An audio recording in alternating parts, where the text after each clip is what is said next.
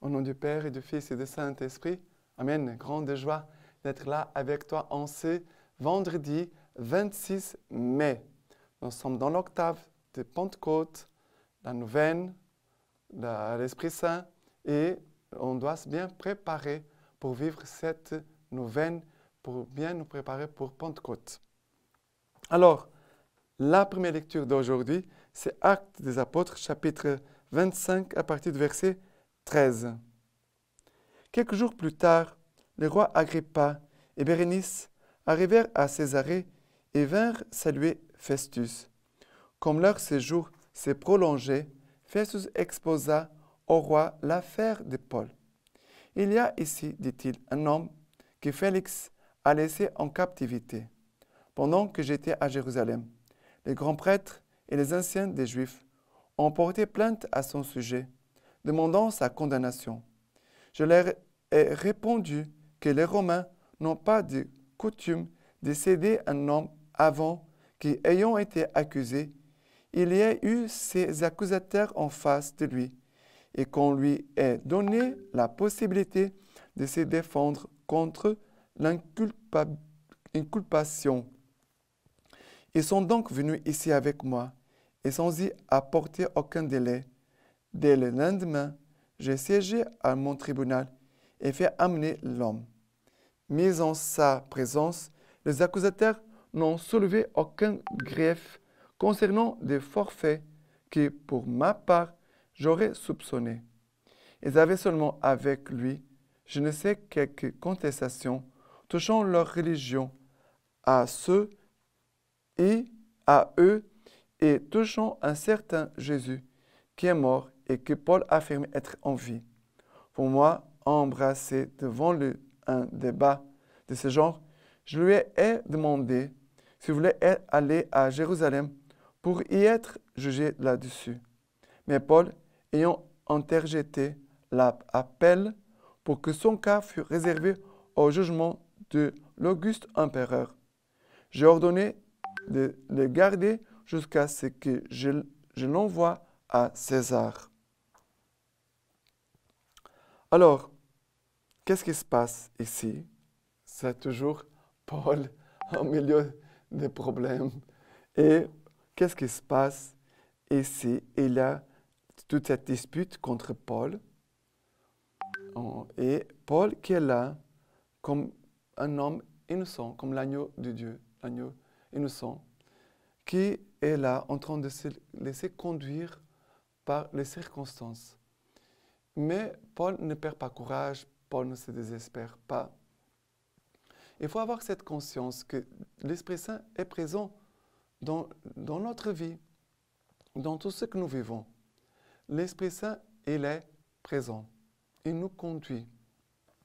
Et nous devons faire cette confiance à l'Esprit Saint pour que, au milieu des tribulations de notre vie, nous puissions être assurés que l'Esprit Saint, lui, est notre défenseur. Paul ne cherche pas d'autres défenseurs. Paul, il se laisse conduire par l'Esprit Saint, par le Paraclet, par les défenseurs, par notre avocat. Et qu'est-ce qui se passe? Paul va demander d'être conduit jusqu'à Rome.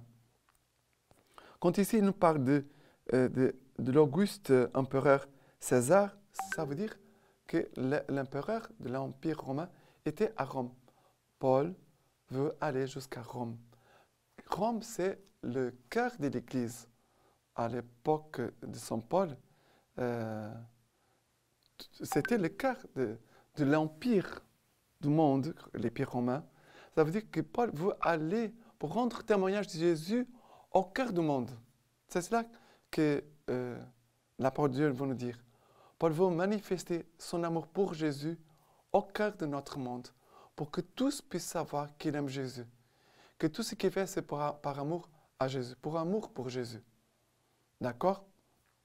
Très important. Maintenant, les psaumes d'aujourd'hui, c'est le psaume 103, à partir du verset 1. Béni soit le Seigneur, bénis le Seigneur mon âme, du fond de mon être son saint nom. Bénis le Seigneur mon âme, n'oublie aucun de ses bienfaits. Après le verset 11. Comme est la hauteur des cieux sur la terre, puissant est son amour pour qui le craint.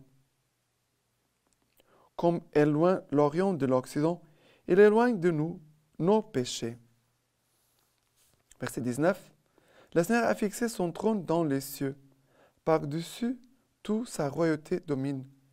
Bénissez le Seigneur tous ses anges, héros puissants qui accomplissaient sa parole, attentifs au son de sa parole. Et ici, voilà que le Seigneur nous dit l'action de l'Esprit Saint. L'Esprit Saint en nous qui fait nous bénir. En toutes circonstances, nous puissions bénir Dieu. Et n'oubliez aucun de ses bienfaits. L'Esprit Saint est notre mémoire. L'Esprit Saint nous fait rappeler tous les bienfaits de Dieu.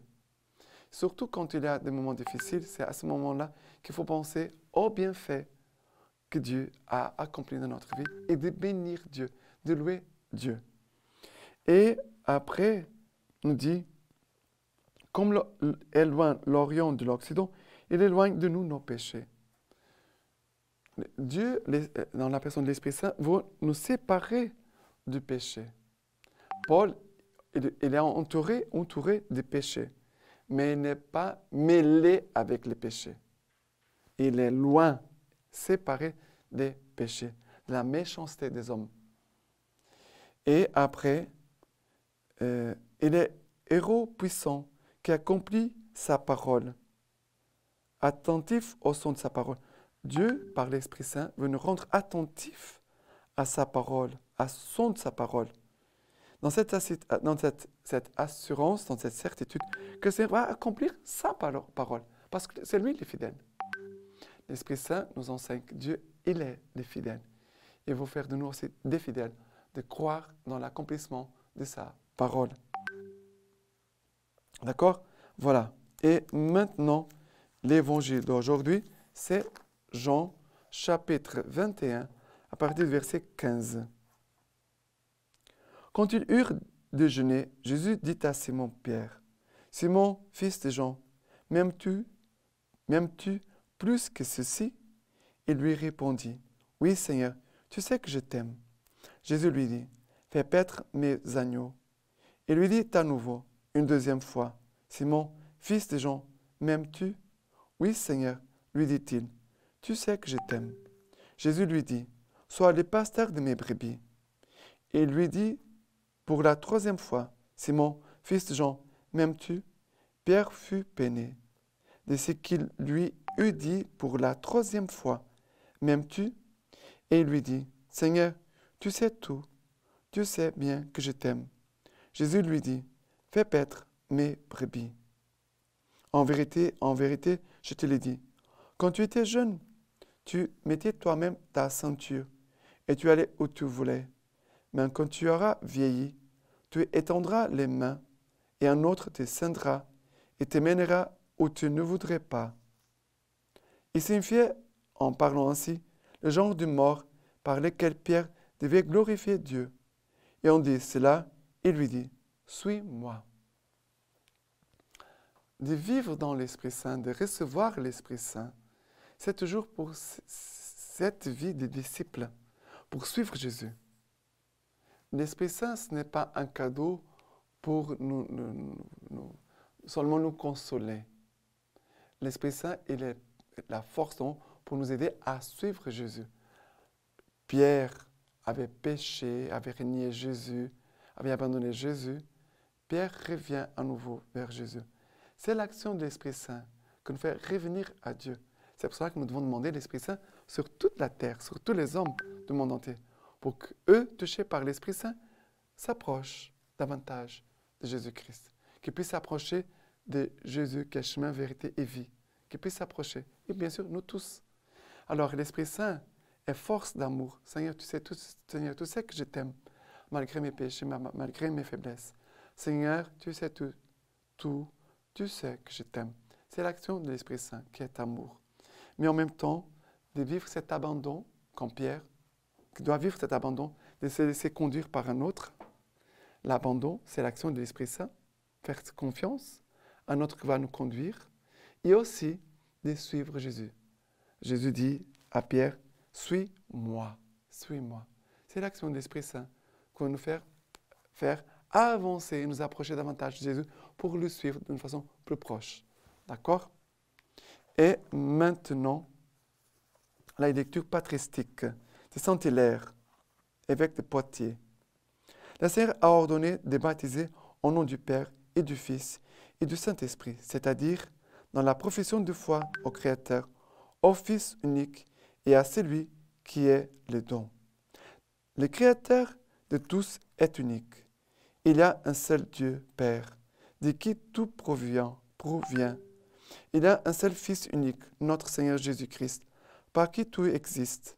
Il y a un seul Esprit, le don de Dieu, répandu en tous. Toutes choses sont donc organisées par les vertus et les attributions divines. Une puissance unique de qui tout provient.